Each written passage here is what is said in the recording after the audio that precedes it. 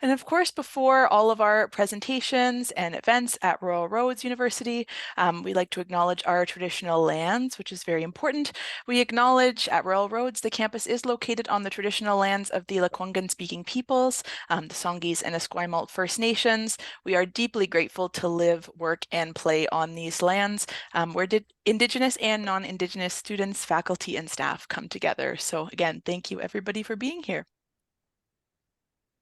Now, to introduce what we are all here for, I hope, to explore the BA in Professional Communication. My name is Ariana Konjerski. I am an education specialist at Royal Roads University, and I'm pleased to also be joined by some of our faculty and staff here, Dr. Chaseten Remillard, who's an associate professor and head of on-campus BA in Professional Communications, and Dr. Geo Takach, the professor and head of blended BA in Professional Communications. And as well in the chat, Andrea Boyce, who is an enrollment advisor at Royal Roads. So we'll be pleased to answer any questions as we move along today.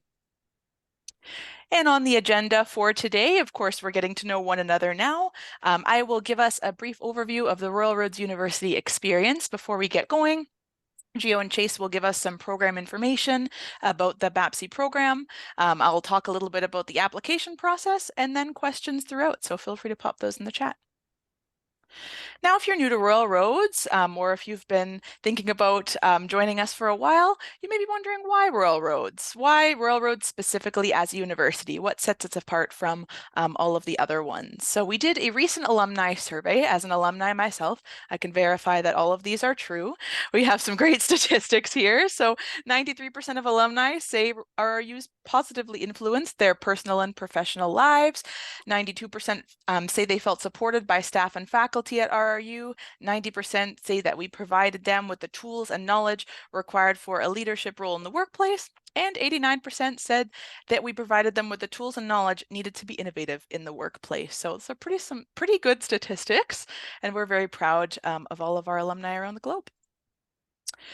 And our location, so we are located in Victoria, BC, which is where I'm tuning in from. Just some facts about Victoria, BC, in case you're not familiar with the space. So there's a population of Canada, Vancouver Island, Greater Victoria, and Metro Victoria. The closest large cities are Vancouver and Seattle. And then the top 3 industries in Victoria are advanced technology, tourism and hospitality, and education. And then we also, gratefully, have one of the mildest climates in Canada. I can confirm, because I'm sitting here now. We have about a 6-degree winter and about a 25-degree-ish summer. So it's beautiful all year round. And then we keep winning awards. So it's hard to keep this list updated, but some of the awards that Victoria's won, #1, Best Small Cities, Best 5 Islands, and Best 20 Places to Visit in 2020 on CNN Travel List. So a wonderful place to be, that's for sure. Now, just to touch on a little bit about our space specifically, so our campus, you might recognize the top left photo. That's Hatley Castle. This is a castle that's been in many, many movies over the years, including films like X-Men, Deadpool. So if you've seen that castle before, you're not alone. It's been in many things. And then just to the right of that, you'll see a photo of our Japanese gardens. We have many gardens all across campus, but that's one of my personal favorites. It's beautiful all year round. It's nice in the fall as well. And then the bottom left corner, we have Esquimalt Lagoon. This is a migratory bird sanctuary. You'll see the theme is a lot of natural spaces on campus, so there's lots to explore. And then the bottom right photo, that is an homage to our online learning. We are a pioneer in online and blended learning, which we'll talk about in just a little bit. But we've been doing that for well over 25 years now. So it's a wonderful learning model that we have here. And why explore RRU? These are some of our values that we were built on. So seeing life as a qualification. I'll speak about a little bit later our flexible admissions policy, and really taking into account people's work and life experience as a means of admission into our programs.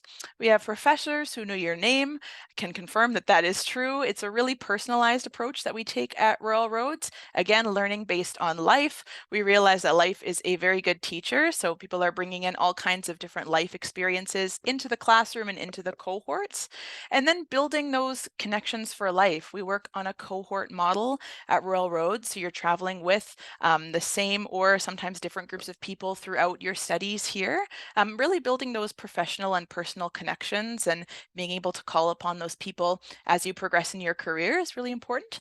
And then also we're built differently. From day one, we've been pioneering the online and blended learning models. So that's something that we're very proud of, not something that we pivoted to during the pandemic. It's really in our DNA here at Rural Roads. So enough of me talking. I will leave it to the wonderful Chase and Geo, and they're going to speak a little bit about the program structure. Take it away. Well, I guess I'll go first since I'm on top of the pile there of names. Yeah, my name is Dr. Chaseten Remillard, but as Ariana said, my name is Chase to most of the students and to folks that know me at RRU. I did my PhD in communications at University of Calgary, and I've been the program head of both the BA and MA in professional communications for probably three years for the MA and about 5 or 6 for the BA. And I'll talk about the on-campus experience. That's the program that I oversee, and I'll pass it on to my colleague Geo, who does the online or blended version of the BA.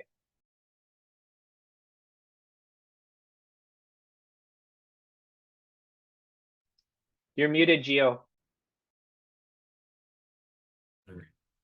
I knew if I turned it off, I'd have some comic relief later. Hi, everyone. My name is Geo, and very different from Chase, who graduated from the University of Calgary in Communication and Culture. I graduated from the University of Calgary in Communication and Culture, and both of us were hired as program heads, and I think it's that common background that led to the director of the school at the time branding us the BAPC brothers, and it's we're still looking for the dark glasses and the hats and the jazz instruments to try to make that happen to its fullest. But it's our great privilege to lead this BAPC program. It's a common curriculum spread across different modes of delivery.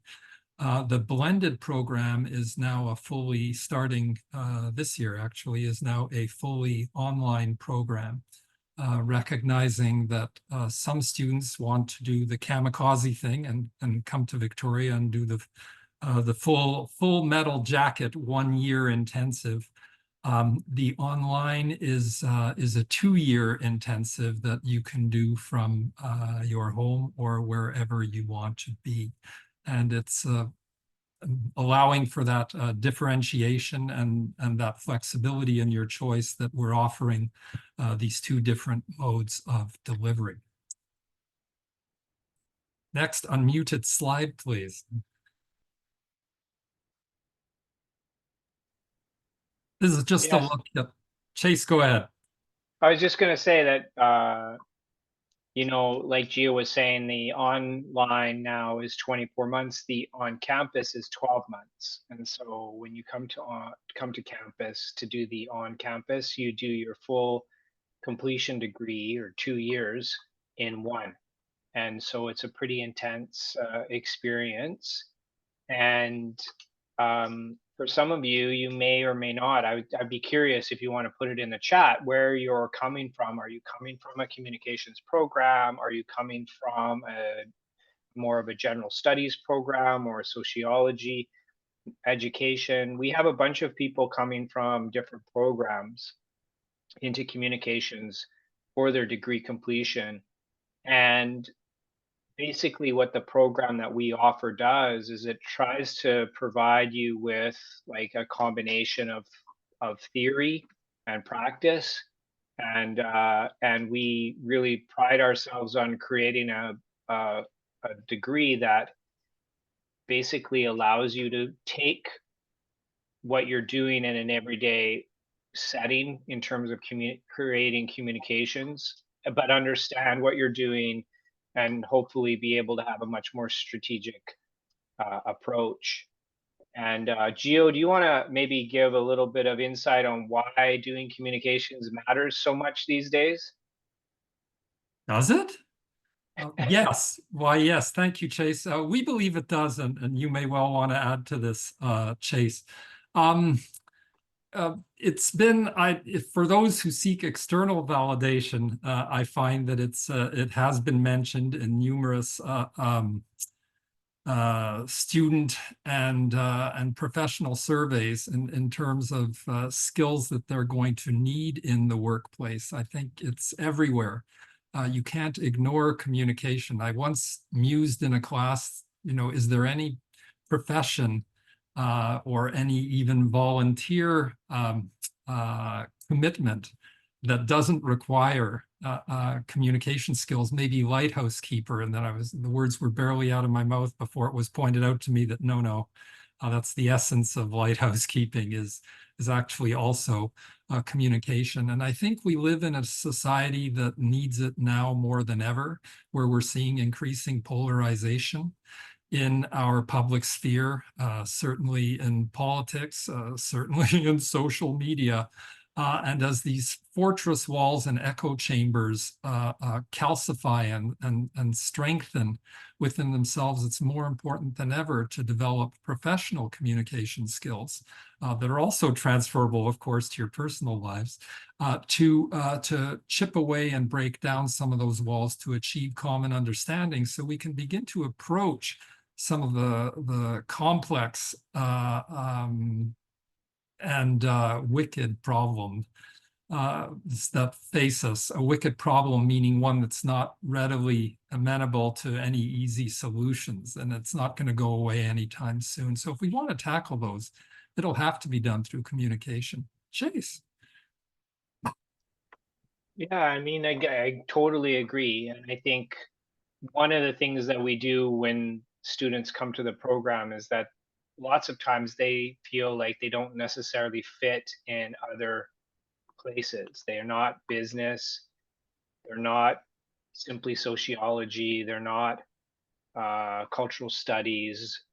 They want to think about problems and they want to think about solutions. And I mean, as communications folks, we look at every problem as a communication problem. And I think that's what Geo is getting at, that there's issues that you will face in any kind of job that you have, and most of those are probably going to boil down to some way to a communications problem. And that's really what we're trying to give folks, is the ability to solve those problems. And it's fun. It's always changing, it's always fun, it's challenging. You get to keep up on, you're always the first person to know everything that's coming out. You're always asked to explain new technologies. We have a student here, and Taya, I don't know if I'm saying your name right, but from digital production and digital comms from Camosun, right? So one of the things is like, oh, well, what does artificial intelligence do to this whole scenario, right? And so that's the sort of, you're always at the sort of crest of the wave of any technology, and any kind of social issue is going to be first understood as a communications issue, and largely now in our world a communications technology, and then it's from there you're kind of trying to figure stuff out. So it's really exciting, dynamic field to be in. It's a growing field. I think one of the biggest growing areas of study is communications, right? It's just sort of expanding, and organizations are always in need of communication. So, Antea, nice, thank you for pronunciation.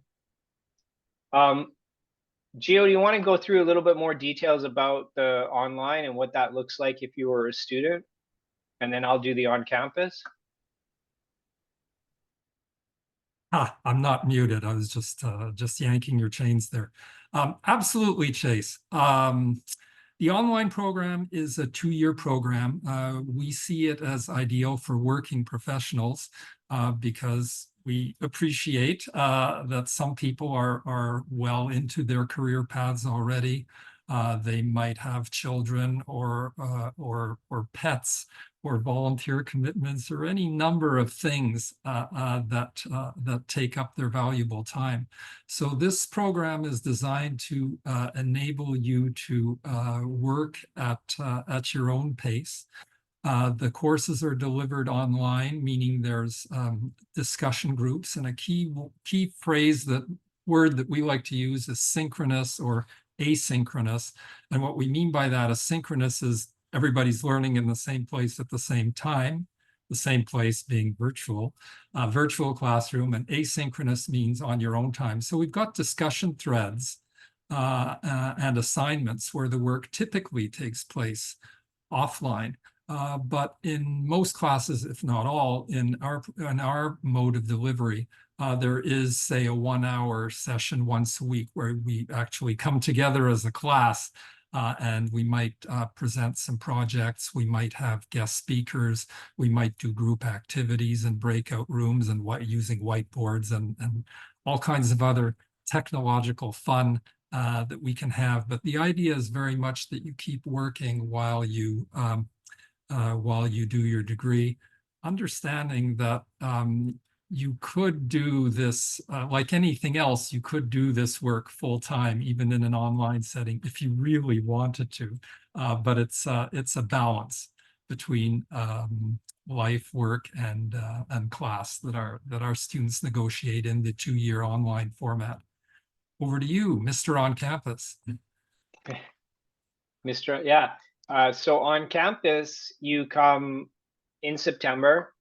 So let's say you enrolled and were accepted and you came and decided to start in 2024, you would arrive on campus in September. And by the time that it rolls around to August the next year, you will have finished your entire degree. So both of our programs, both Geo and I, are both the same curriculum. And like he said, they've just delivered in different ways. And they're both basically your 3rd and 4th year. I think the really big difference between what we offer you and what you might find at other institutions, besides the fact that there's a smaller classes, closer proximity to professors, the cohort model, these are all differentiators. But the other really big one is that there's very few institutions that will take what you've done for 2 years somewhere else. Let's say Camosun, let's say BCIT, let's say SAIT. You've done 2 years there. We take the entire 2 years. We don't say we take, a year and a half of your 2 years. We take the full 2 years, which really means that it accelerates your timeline because you're able to get into your studies right where you left off, and you're not having to repeat courses that you may have done at the other institution. So when we say we're a degree completion, we're talking about you come right into us, you take your 20 courses with us, and that represents what you would otherwise take, right? Five courses in, let's say, the fall, 5 courses in the winter. That's your normal course load at another institution. We say you're going to do 20 courses in 1 year, so we have terms instead of semesters, and in those 4 terms you do 5 courses in each one. Those terms are a little bit shorter because we try to maximize it on campus. So instead of having a 13-week term, which is a lot of universities, plus an exam period of about 2 or 3, we usually have a 9 or a 10-week term in the on-campus. And in 10 weeks, you do 5 courses. The thing is that none of our courses typically have any exams. So that allows us to take some of that time out of the schedule. And we find that because we find that a lot of students coming into our program don't really like exams. They don't really value that kind of mode of education. And so we usually have things based much more in like practical world application. So we try to make our courses really reflect what you're going to be doing when you graduate, instead of sitting and memorizing a bunch of things, which nobody ever has to do. I don't know, unless you have to get your driver's license or something, but most of us never have to take an exam once we're out of school. And so we largely take exams out. You might have quizzes or what have you, The other really important thing, and I noticed that there's sort of folks saying, you know, I take a little bit less of a course load. That's all possible. You negotiate that. We are really close with you when you come in. We have a program team that's really great, and they sit down and they say, okay, what can you do? If you're a student that needs accommodations, then those are established. You can do those accommodations. And I just actually had a conversation with the folks that are on campus here right now, and they're in now their term 2, right? Because they started in September, so they're in their second term. And we had a little sit down with them and then brought them some donuts. We brought some donuts and coffee seeds. So now you're even thinking it's even a better program. And we all sat around and we sort of say, you know, how's the program? And one of the students says, you know, I've had a really hard time with other institutions because I have accessibility. I have extra time for assignments. It usually takes me longer to get things in. But ever since that I've come to Royal Roads, I've never actually had a late penalty on any of my assignments. And that's meant a lot to me because in other institutions, even though I have been given by the college or the university where they had been before permission to be late because of accessibility, because of their learning style, they were inevitably penalized beyond, like, just simply because they couldn't meet the requirements of those deadlines. And I thought that was a really strong testament to our like culture of care and support that we have in the program, in the university at large, but in the program, because we really do try to help students graduate. And I think, I don't know, Ariana, if you have the stats on this. I know that I saw them a few years ago, but I think our completion for either the online or the OC is like 90% plus. What that means is that basically when you start with Royal Roads, you will finish with a degree. And I know that from my experience as a program head over the last sort of 5 or 6 years, there's very few students that don't graduate. There's some students that have to step away, usually because of health or family or maybe a crisis or something happens. There are some students that just life gets in the way, but they come back, we help them get back into the program, and then they graduate. When I went to school and my undergraduate, I could tell you my student number was 9421884, and that was all I was. I was just a number. I still know that number. It's not like I've made that number up. That's legitimately my number. And that's because I went to a bigger university for my undergrad, and they didn't want my name, they didn't want anything. They just wanted my student ID on anything I handed in. And the great thing about it is that if you went and talked to students here at Royal Roads, I doubt any of them knows their student ID because they all just go by their name, and everyone knows them, and they know us. And I think that's a real difference between what it means to be a Royal Roads student, what it means to be a student in another institution. And you know, if that's the type of place that you want to do your degree, then Royal Roads is going to be the right place for you.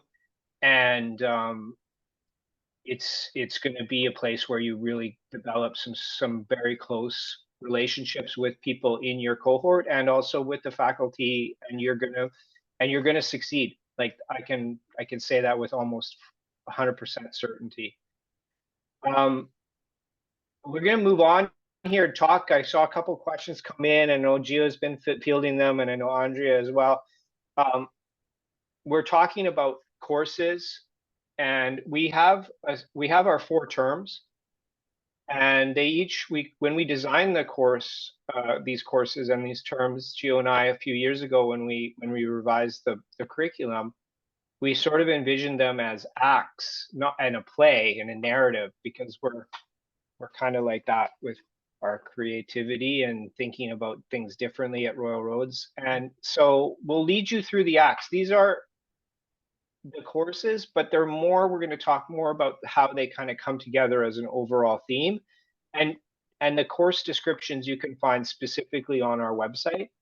But Geo, do you want to take us through what foundations means? What's the theme or the act of foundations? Why, yes, thank you, Chase. I do. But before I do that, and I noticed that that Terry has a question in the chat box that I will answer, and I've got a PS to what I just heard from you in relation to Royal Roads and our values. So I'm going to do a three-step. In terms of Terry's question, virtual residency, that's an excellent question. The virtual residency is basically a 2-week intensive where you get to knock out a bunch of coursework in a prescribed period of time, which is a pragmatic objective, but our secret plan is for the cohort to meet each other, work together, and bond. The blended program starts with there's a few weeks, I think there's 3 or 4 weeks, and then we come together in this intensive and we do stuff together, not on the computer 8 hours a day all the time, but a common program with some group assignments. Teamwork is an important part of Royal Roads. Part of the DNA here that based on an idea, well, constructionism depends on who you talk to, and there are nuances there, but the fact that people learn best when they learn together. We also do the applied learning piece as well, and that's part of our values. And if you are considering Royal Roads, then I heartily invite you to have a look at the document that actually brought me to Royal Roads. I read this thing. An earlier version of this. This is 2.0, but the first iteration of this learning, teaching, and research model blew me away. I read it and was astounded that people thought about learning the same way I do. And it's, again, picking up on some of what Chase said. You know, it's not just rote, memorizing, have a prof say to you, if I want your opinion, I'll give it to you. It's encouraging independent, critical thought. And if you look at our values, you'll see in the LTRM, as the acronym for that model is, the school, university, acronym warning, if you're ever working here. Applied and authentic, caring and community-based, and transformational. That makes the acronym ACT, because we do acronyms here. But very activist, proactive. How can you, we love theory. Chase and I love theory. We both taught it. But how much sweeter, I think, is theory if you can actually use it to solve a practical problem to make the world better. Which brings me to the BAPC and our first act. The way that every 5 years, we are required by, according to our mandate, to do an independent external review of our programs. That's how committed we are to remaining relevant to the needs of the marketplace, because that's kind of what the Royal Roads Act says. We don't fall under the Universities Act governing universities in this great province of British Columbia. We get a separate act for various historical reasons, and hysterical reasons probably too, I won't bore you with, but we're very much about meeting the needs of the economy. Now, we interpret that very broadly because we have a very strong social activist impetus at inspiration at Royal Roads. So we encourage community-based learning and projects that actually do things for people in the community, good things even. So this four-act structure in the program that Chase and I have devised starts with the foundational Act 1. We start at the very beginning. A very good place to start, because you see, when you read, you begin with, anyway, I'll stop for all you Mary Poppins fans know where I'm going with this one. The first act is foundational. So we look at your identity as a professional communicator. We look at theory, which is what's a theory? It's just a way of looking at the world. But I found, I took my second degree, which was my first degree in communication, my master's, when I was already well into my career as a professional communicator, and I found it just blew the doors open for me and taught me all kinds of different ways to think and gave me different tools I could bring to my practice. And theory, surprisingly, is one of them. profession, and the rest of the courses, I think, speak for themselves in terms of the foundational skills that they'll give you. You can read all about them in a bit more detail a bit further up the discussion thread. I think one of my colleagues, I think it was Andrea, posted a list of the courses, but let's move on to Act 2 with Chase. Next slide, please.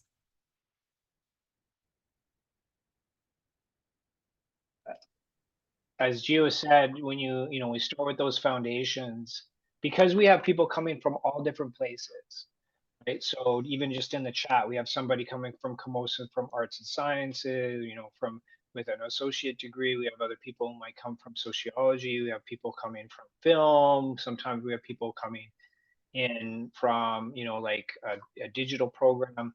So that first term, everyone kind of gets levelized, we set the definitions of like, this is what we mean when we talk about professional communications. I like to say at the end of that first 5 courses, you can go home, and when you have that sort of like salty aunt or salty uncle who's like, why would you go back to school and study communications? What's this all about? What, you're gonna type stuff on a computer and send it out to the interweb, right? You can be like, well, actually, it's this, that, and the other, right? And you have a response to that to say, this is what communications is all about.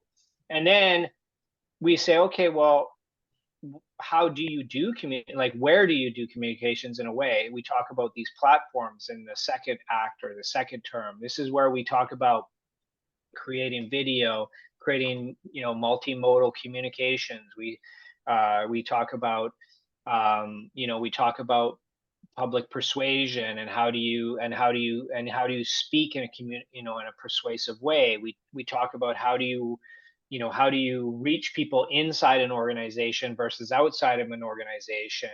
We talk about what does it mean to do digital communication versus versus creating visual communication. Is there a difference anymore between these? So we talk about all of the platforms that there are out there that you do as a communication, and that gives you a lot of really good capacity to understand how to kind of devise strategy and develop tactics, right? What's my strategy? I want to do this. What's my best mode of application? What's my best tool in my kit to be able to do that? But we're still sort of taking a more of an overview of it, not necessarily on like the on the sort of boots on the ground yet. We're sort of at that level of overview and getting a sense of it still. And then that takes us to term 3 or act 3, right? Depending if you're online or you're on campus, which is context. And Geo can tell you more about context. Yeah, this is, thanks, Chase. This is where we get deeper into some, we think, pretty important subject areas, communication in a global context. That's our special topics course, the second one. Currently, it's data analytics. And we also have in the online version, we're just trying a new one on social justice. These change. That's the only part of the program that changes really outside of the review in terms of the topic. But the Stratcom course, sustainability communication, teaches you about different aspects of sustainability and how to communicate around those. And this is maybe our newest one, communication in Indigenous contexts, that was co-developed with our wonderful director of Indigenous education, whereby shared third space is invited for students to engage with Indigenous works and respond to them. It starts you hear lots of talk about reconciliation. The term itself is fraught and debated, as terms tend to be in the academy. But there's a school of thought that believes that it begins with the self, and that's the position that that course takes, which brings us down the home stretch to our fourth and final act. Chase? Thanks, Geo. Yeah, the last act is application. So, you know, you've kind of started with your foundations. Everyone's got a common understanding of what professional communications is. You go into platforms, you sort of think about ways in which you can get the message out and who you want to reach. You talk about context in terms of how it matters where you are and where other people are when you communicate, right? Communicating out of a public health scenario is different if you're in, you know, in that public health organization communicating out versus then if you're in a pharmaceutical company communicating out. So your context in which you're employed changes what you're trying to achieve. And so that's the context. And then you get to the application. And I think the big one here is that you're basically allowing yourself now some space to professionalize yourself. And so there's the portfolio and capstone, which is really enabling you to kind of put a forward facing kind of business card to yourself, build a portfolio online that people can understand what you can do as a communicator, build a personal brand. That's part of that. You're also putting a little bit higher level of your understanding around some theory, and you're also thinking a little bit more about specific things like crisis communication and how does that play out, because that's a really important skill, especially nowadays, because crisis can happen so easily and spread so far because of social media.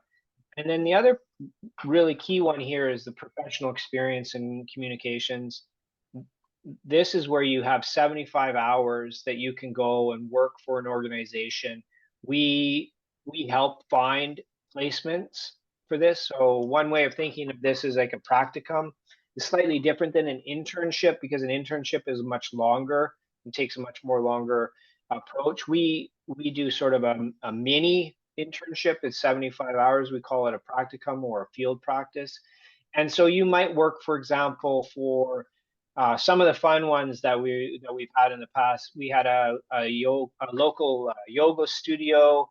They wanted some students to come in and shoot videos so that they could have like an Instagram story, an Instagram feed that shows people how to do yoga, and they created all that. They created the social media strategy. So actually 3 students did that. Each one of them was enough work for them to do 75 hours in that one organization. We've had other people work for, bigger organizations. So we've had other people work for I'm just trying to think right now. An organization like Royal Roads University. We've had people do work for Royal Roads, and they worked at the communications with the communications folks. They cut some video from, we run a conference every year on ethics, and they cut some video from the sessions, and they made like a promotional YouTube spot of about 3 or 4 minutes, and that took, that takes a lot of time. And we have, people get paid sometimes. So another really cool one that happened is that we had a student create a communication plan in crisis communication for a local mall. This was a few years ago, it was before the pandemic.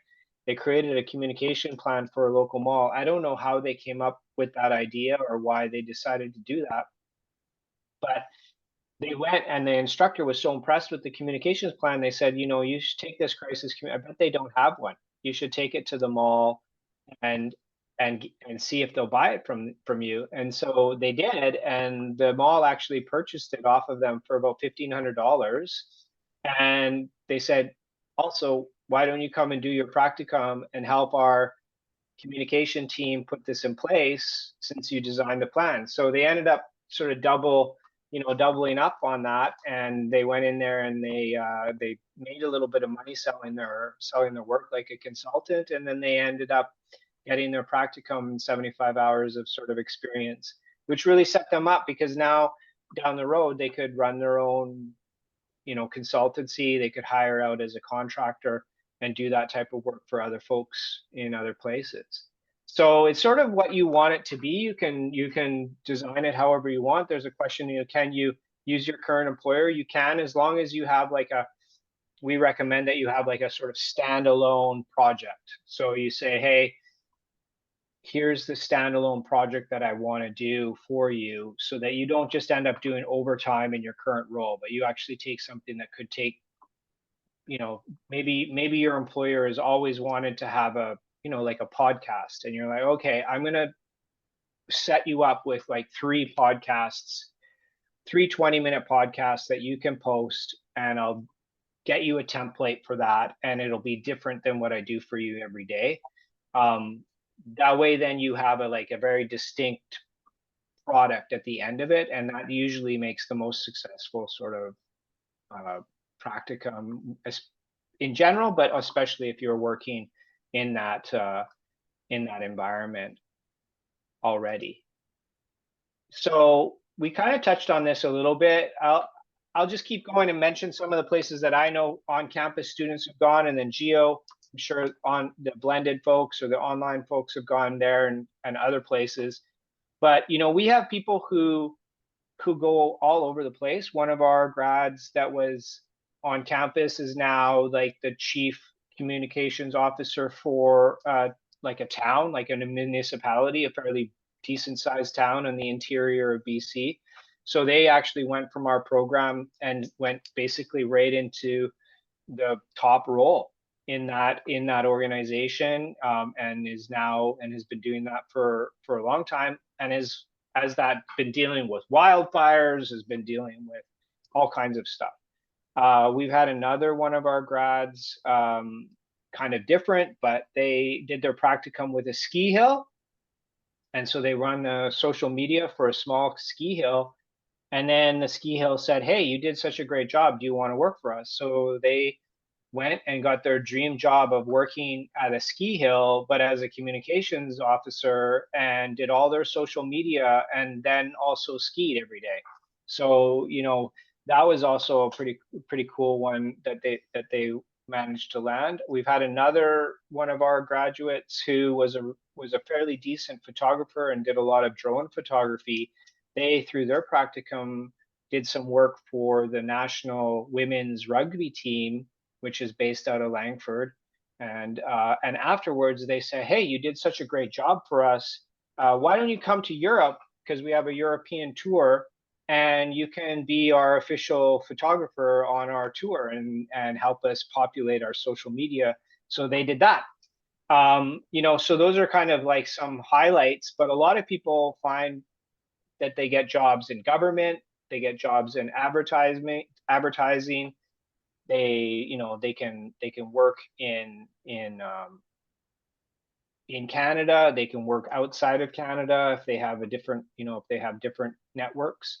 And so it's a really versatile degree. We also have students who come through and they decide for whatever reason that they want to be a lawyer, they want to be a teacher. And now, because they have a degree, they can do those post-degree professional degrees wherever they are. And it's opened up that door for them as well. And they've only, for on campus, they've only been adding an extra year instead of 2 years to that goal. So we've had people who've ended up coming out of our program going into law. We've had people coming out of our program going into a post-degree in education and then becoming teachers. And of course, we always have students who end up going into a master's program, some way off in the distance, some closer to home. So it's a real sort of wide spectrum of employment and future opportunities that students get coming out of that's what I know from the on-campus. Geo, I'm sure you also have some guiding lights in the online that you might want to share. I do, Chase, thank you. But I'm looking at the time, and we want to leave some time for Q&A at the end. So I'm going to default to 3 words that I use very, very often on this job, what Chase said in relation to careers. If you look at the online program, there are people that I know of, and that's one great thing about being program head and faculty member at a university like of our size, so that you actually get to know people and where the people want follow their progress after they graduate. So you'll find all graduates in all of these careers doing some pretty cool work. I wonder if we could go to our co-host, Andrea, to answer a question Antea asked about why international tuition is so wildly expensive relative to domestic tuition. That's not unique to Royal Roads, but take it, Andrea. Putting you on the spot, aren't I? Yes, if that's okay. I'm actually trying to find a more detailed response to this question. What I have so far is that the tuition amounts are determined by our Board of Governors.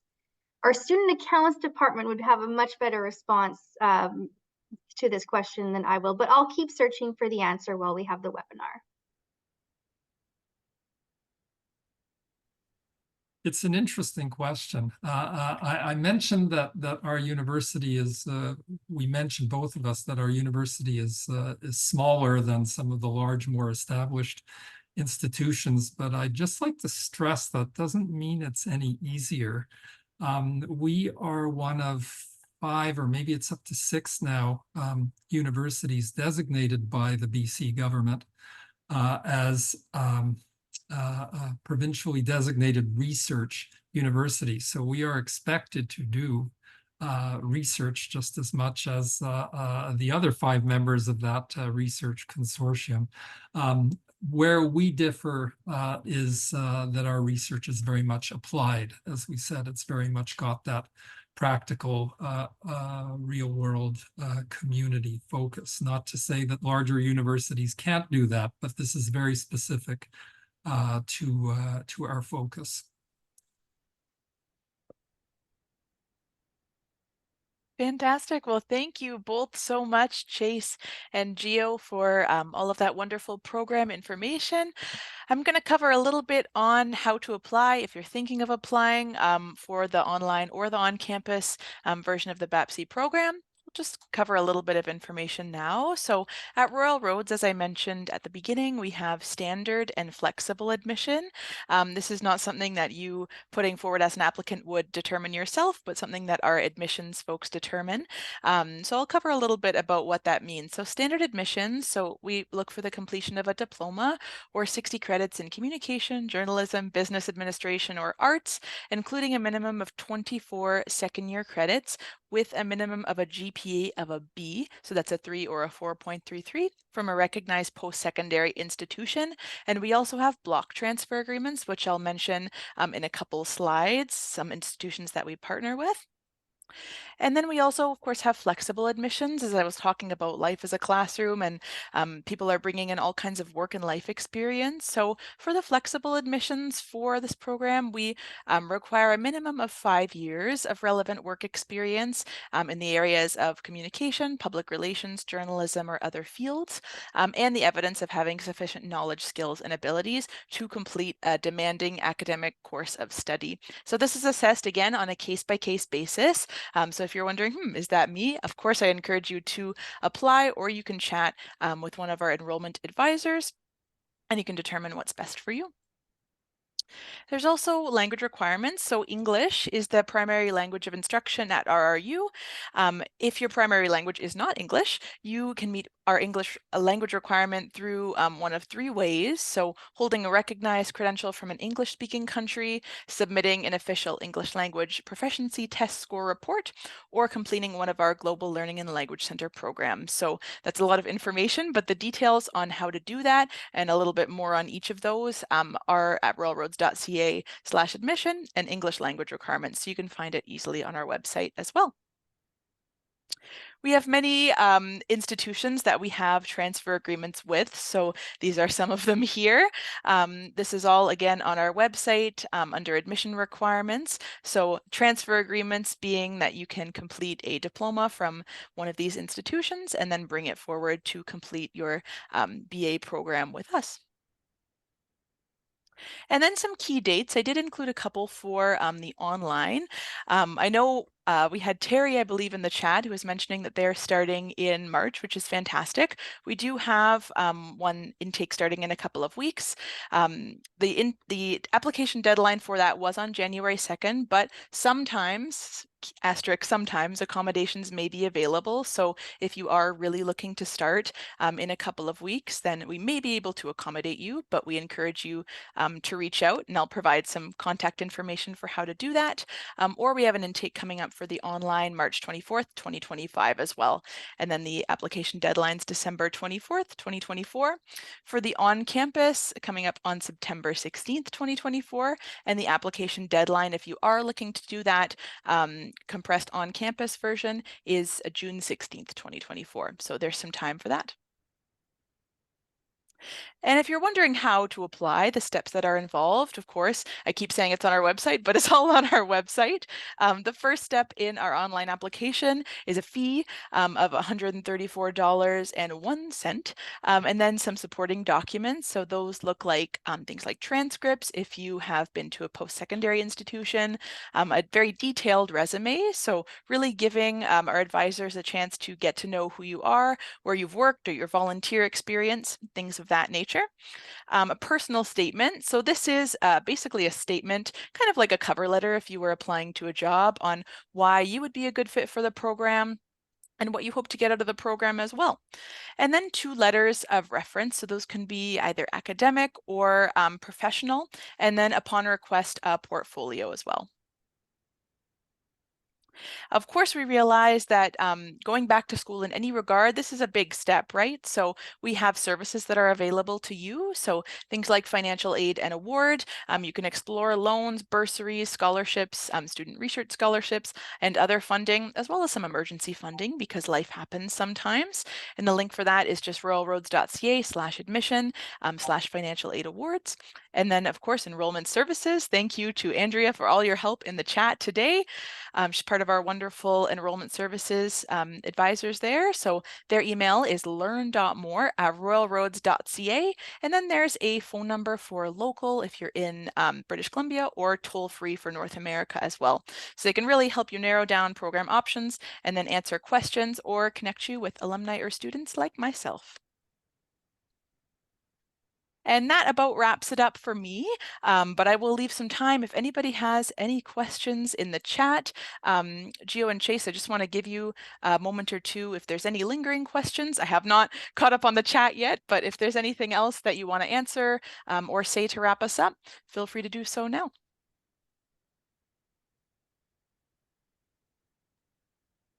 I guess I'll just say thanks for coming out, and thanks for taking the time to consider going to Royal Roads. I would say, and I believe this, it's always a good time to go back to school. It's sort of one of those things where you could say, oh, maybe in 2 years it'll be better, or next year it'll be better. But if you're thinking about it and you're interested, I would recommend doing it. Yeah, things come together to work out, and you can, you can work in both the programs, and you can kind of make it work for you. And if it doesn't work out, you're then in, and you can decide to come back in a few months or a year's time and pick it back up. So I would say put in your application, enroll, and if you need to, you need some support in doing so, reach out for the team at learn.more at Royal Roads, and they can be in touch with you. I'll put my email in here as well. I'm sure Geo will, but you're welcome to reach out to me if you have any questions about the program. Happy to have a chat with you about it, more specifics, and hope to see you in classroom.